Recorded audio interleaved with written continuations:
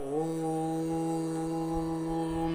स्वस्ति श्रीगणेशाय नमः। ॐ श्री सरस्वत्यै नमः। ॐ श्री गुरुभ्यो नमः।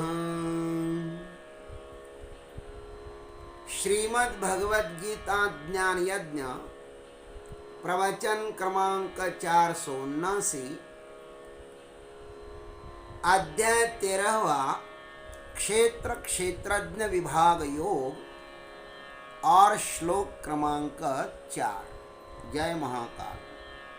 आज 13 अक्टूबर है और आज से महामृत्युंजय महायज्ञ सिर्फ 125 दिन शेष है। जय महामृत्युंजय महायज्ञ। ॐ त्र्यंबकं यजामहे सुगंधिं पुष्टिवर्धनम् उर्वारुकमिव बन्धनान् मृत्युर्मुक्षीयमामृतात्। सदाशिवसमारम्भान् शङ्कराचार्यमध्यमाम् अस्मदाचार्यपर्यन्तां वन्दे गुरुपरम्पराम्। नमः चिन्मय देवाय तेजोमयाय धीमहि सुबोधानन्दरूपाय नमः पुरुषोत्तमाय च। वसुदेवसुतं देवं कंसचानूरमर्दनं देवकी परमानन्दं कृष्णं वन्दे जगद्गुरुम्। कृष्णाय वासुदेवाय हरये परमात्मने प्रणतः क्लेशनाशाय गोविन्दाय नमो नमः। ओम तत्सत्। क्षेत्र और क्षेत्रज्ञ का वर्णन भगवान श्री कृष्ण परमात्मा अर्जुन के समक्ष कर रहे हैं। ये 13वां अध्याय बहुत ही सुंदर है। ईश्वर क्या है और जीव क्या है, नश्वर क्या है और शाश्वत क्या है, इन दोनों का विवेक इस अध्याय में किया हुआ है। और भगवान एक एक श्लोक में बड़ी सुंदर सुंदर बात बता रहे हैं। भगवान अर्जुन को कहते हैं कि अर्जुन,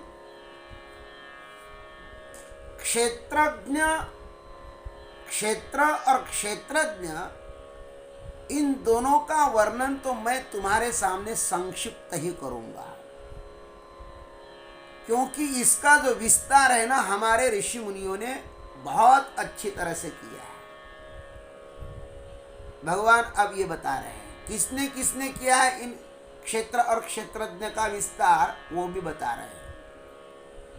ऋषिभिर्बहुधा गीतम् छन्दोभिर्विविधैः पृथक् ब्रह्मसूत्रपदश्चैव हेतुमद्भिर्विनिश्चितैः। भगवान कहते हैं, ऋषिभिः बहुधा गीतम विविधैः छन्दोभिः पृथक्। इस क्षेत्र और क्षेत्रज्ञ का जो तत्व है ना, वह ऋषियों द्वारा बहुत ही विस्तार से कहा गया है और वेदों की ऋचाओं द्वारा भी विभाग पूर्वक कहा गया है कि विनिश्चित ही हेतुमद्भिः ब्रह्मसूत्र पदहि एवं गीतम। और भली भांति निश्चय करके ब्रह्म सूत्र के पदों द्वारा भी इसका सविस्तर वर्णन हुआ है।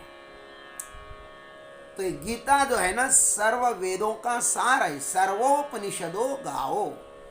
इसलिए भगवान कहते हैं कि हम अति संक्षिप्त आपको बताएंगे। भगवान की वाणी बड़ी ही प्यारी है। गीता तो भगवान का हृदय है। गीता में हृदयम पार्थ, ऐसा कहा है। भगवान अर्जुन को यहाँ पर स्पष्ट करते हैं कि जिस तत्व को मैं तुम्हें संक्षिप्त कहने वाला हूं, वह कोई मेरे मन की कल्पना मात्र नहीं है। मैं मेरे मन के विचार आपको नहीं बता रहा हूं, अपितु समस्त ग्रंथों का सार जो निचोड़ है ना, वह मैं आपको बता रहा हूं। यह गीता तो समस्त शास्त्रों का सार है। वैदिक मंत्रों के अर्थों को जो साधना करके प्रत्यक्ष देखते हैं ना, उन्हें ही तो ऋषि कहते हैं। ऋषिः मंत्र द्रष्टारः। तुकाराम महाराज ने एक जगह कहा, वेदाचा तो अर्थांहासित ठावा। वेदों का जो अर्थ है, मंत्रों का जो अर्थ है, उन अर्थों को जिसने देखा है ना, वह ऋषि है। ऋषि विश्वामित्र जी ने गायत्री मंत्र को देखा था। अर्थ का अर्थ क्या है? वेदों के मंत्रों का अर्थ क्या है? वेदों के मंत्रों का अर्थ है साक्षात परमात्मा। देवर्षि नारद जी ने द्वादशाक्षर माने ओम नमो भगवते वासुदेवाय इस मंत्र के अर्थ को प्रत्यक्ष देखा था। इस मंत्र का अर्थ कौन है? वो तो साक्षात भगवान श्री कृष्ण है। हमारे ऋषियों ने जो देखा उसका ही उन्होंने वर्णन किया, वही लिख दिया। वो परमात्मा की वाणी है महाराज। जो कुछ उन्होंने गाया वह सत्य को देख करके गाया है, परमात्मा को समक्ष रख करके गाया है उन्होंने। परमात्मदर्शी, प्रत्यक्ष दर्शी, परमात्मा को जिसने प्रत्यक्ष देखा है, ऐसे ऋषियों ने इतिहास, पुराण, स्मृति, श्रुति आदि ग्रंथों में इतस्ततः क्षेत्र और क्षेत्रज्ञ के विषय में बहुत ही विस्तार से लिखा है। भागवत पढ़ेंगे अपन, आप जब भागवत पढ़ेंगे ना, तो वहां पे पुरंजन उपाख्यान है। पुरंजन कौन है, पुरंजनी कौन है, अज्ञात सखा कौन है, उसको यदि आप पढ़ लेंगे तो आपको क्षेत्रज्ञ योग का इस अध्याय का सार समझ में आएगा। बहुत ही विस्तार से वहां पे कथा लिखी है। हमारे संत महंत, संत रामदास जी महाराज, संत तुकाराम, संत एकनाथ, संत ज्ञानेश्वर महाराज, इन संतों ने भी बहुत गाया है क्षेत्र और क्षेत्रज्ञ के विषय में। वे संत स्वयं कहते हैं कि मैं अपने बल से नहीं बोलता, आप लिया बड़े नाहिमी बोलत, अभी तो भगवान हमसे बुला रहा है।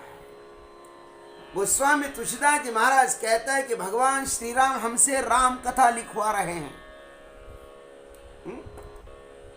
तो कहने का तात्पर्य है कि जो उन्होंने देखा और वही उन्होंने लिखा।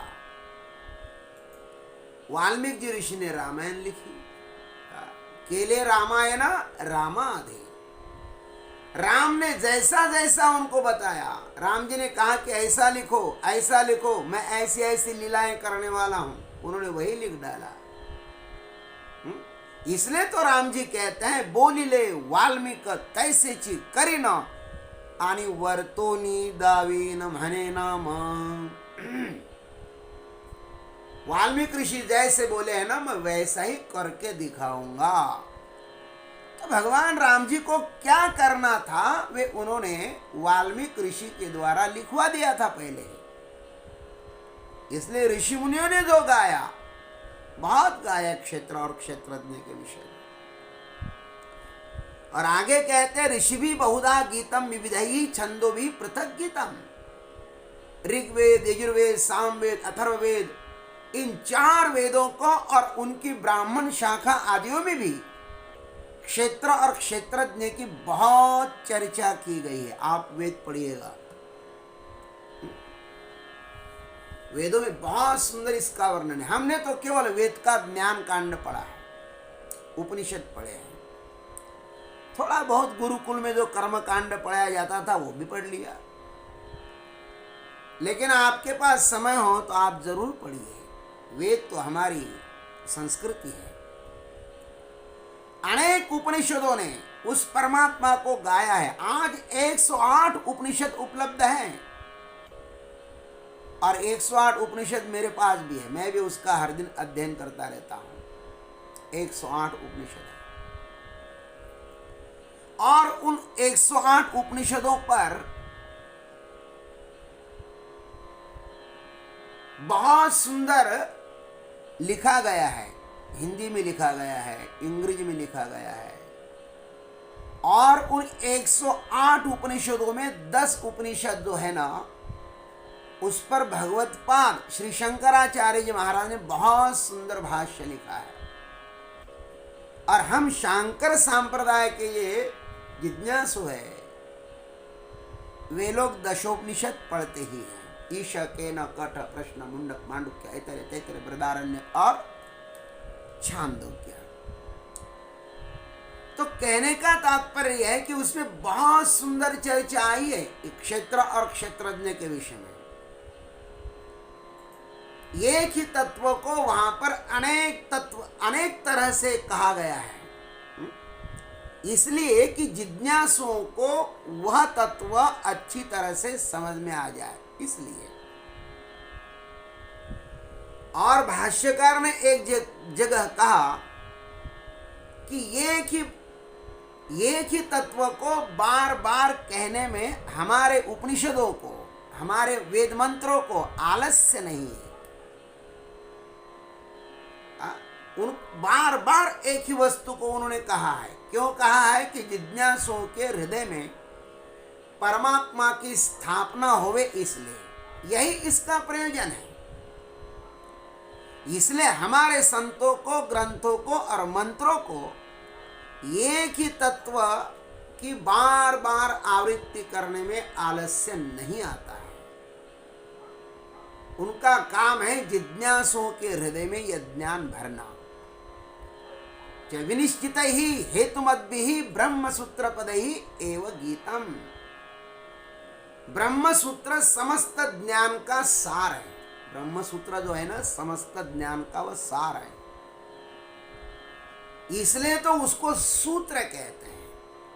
सूत्र की परिभाषा हमारे शास्त्रों में आई है, अल्पाक्षरम असंदिग्धम सारवत विश्वतो मुखम असतोभम वद्यंच सूत्रम सूत्र विदो विदु हो। सूत्र में अक्षर कम हो, अल्पाक्षरम, असंदिग्धम और वे असंदिग्ध हो, सारवत हो और उसका जो अर्थ है ना वो व्यापक हो। ब्रह्म सूत्र ब्रह्म के विषय में जो शब्द अति संक्षिप्त कहे गए हैं ना, उन सूत्रों को ब्रह्म सूत्र कहते हैं। बहुत संक्षिप्त शब्द में वहां पर ब्रह्म की व्याख्या की गई है। और ये सूत्र भी विनिश्चित, भली भांति निश्चय कर एवं युक्तियुक्त कहे गए हैं। अर्थात शंकराचार्य जी को जो अनुभव आया, वेदव्यास मुनि जी को जो अनुभव आया, वही अनुभव उन्होंने इन ब्रह्म सूत्र में लिख दिया है। इन सूत्रों में कोई भी संदेह नहीं है। इनका तो जितना अर्थ करो उतना कम है। इन सूत्र में कोई द्विधा भी नहीं है, जो है सो सत्य है। ब्रह्म सूत्र में एक एक शब्द का अर्थ है। इन सूत्रों के द्वारा ब्रह्म को पाया जाता है, उसे जाना जाता है, इसलिए इनको पद कहते हैं।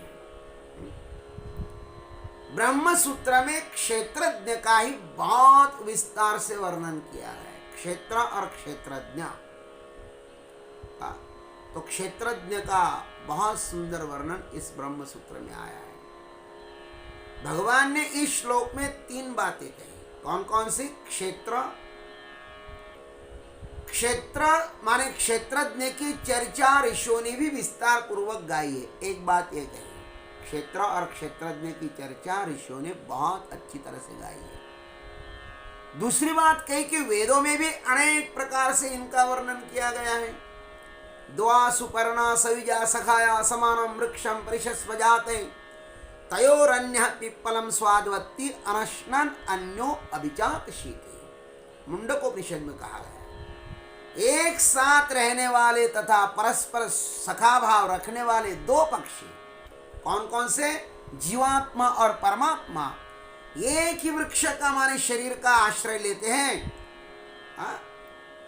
न दोनों में से एक तो क्षेत्रज्ञ जीव अपने कर्म के अनुसार उस वृक्ष के सुख दुख रूप फलों का स्वाद लेता है।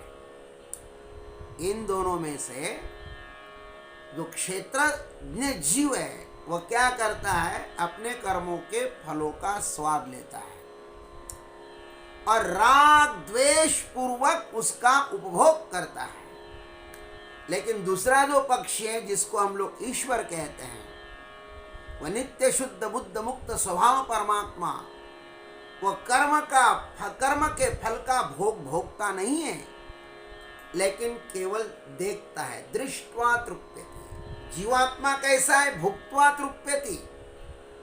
और परमात्मा कैसा है? दृष्ट्वा तृप्यति। ऐसा कहा है उपनिषदों में, और ब्रह्म सूत्र में भी इसको विस्तार से गाया। जन्माद्यस्य यतः, इस प्रपंच का सर्जन पालन और विसर्जन जिससे होता है ना, उसे ब्रह्म कहते हैं, उसका नाम ब्रह्म है। और ज्ञोत अतएव, ब्रह्म सूत्र के 2-18 श्लोक में जीवात्मा नित्य ज्ञानी है ऐसा कहा है। नित्य ज्ञानवान है जीवात्मा। भगवान कहते हैं मैं जो कुछ कह रहा हूं अर्जुन, वह बड़ा ही महत्वपूर्ण है, उसको अच्छी तरह से समझना चाहिए। संक्षिप्त ही कहूंगा, लेकिन सारवत कहूंगा, उसको अच्छी तरह से समझो। ज्ञानेश्वर महाराज ने क्षेत्रज्ञ के विषय में 5 वाद उद्धृत किए हैं, 5 वाद बताए हैं। माने 5 लोगों के 5 मत बताए हैं। जीववादी का मत बताया, प्रकृतिवादी का मत बताया, प्रकृतिवाद माने सांख्यवादी का मत बताया, संकल्पवादी का मत बताया, स्वभाववादी का मत बताया और कालवादी का मत बताया। और इनके द्वारा यही बताया गया है कि क्षेत्र और क्षेत्रज्ञ, उसमें जो क्षेत्रज्ञ है वह परमात्मा है, और क्षेत्र जो है वह नश्वर एक शरीर है। अब इसके बारे में भगवान आगे भी बताते हैं। भगवान ने अपने को यहाँ पे संक्षिप्त ही बताया है, क्षेत्र और क्षेत्रज्ञ। उसकी चर्चा और आगे करते हैं और हम भी उसको आगे देखेंगे। आज इतना ही। जय गुरुदेव, जय जगदीश्वर, जय जय महाकाल।